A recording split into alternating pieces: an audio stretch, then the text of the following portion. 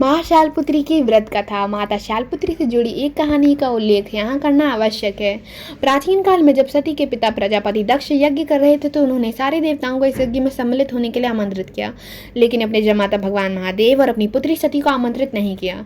लेकिन सती को अपने पिता के यज्ञ में जाने की बहुत इच्छा थी।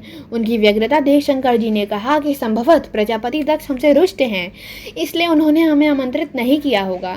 शंकर जी के इस वचन से सती संतुष्ट नहीं हुई और जाने के लिए अड़ गई। उनकी जिद देखकर भगवान शंकर ने उन्हें वहां जाने की अनुमति दे दी। सती जब अपने पिता के घर पहुंची तो सिर्फ माँ ने ही उन्हें स्नेह दिया, बाकी सदस्यों ने उनसे ठीक से बात नहीं की और व्यंग्यात्मक छींटाकशी भी की। दक्ष ने भी शंकर के प्रति कुछ बातें कहीं जो सती को उचित नहीं लगी। अपने पति का तिरस्कार होता देख उन्होंने यज्ञाग्नि में अपने आप को भस्म कर लिया। जब शंकर को सती के भस्म होने के बारे में पता चला तो वे क्रोधित हो गए और उन्होंने दक्ष के यज्ञ को विध्वंस करवा दिया। यही सती अगले जन्म में शैलराज हिमालय की पुत्री के रूप में जन्मी और शैलपुत्री कहलाई गई। शैलपुत्री का विवाह भी शंकर से हुआ और वह फिर से उनकी पत्नी बन गई।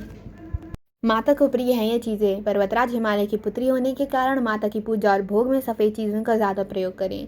माता को सफ़ेद फूल और सफ़ेद वस्त्र ही अर्पित करें। इसके साथ ही माता को सफ़ेद मिष्ठान का ही भोग लगाएं।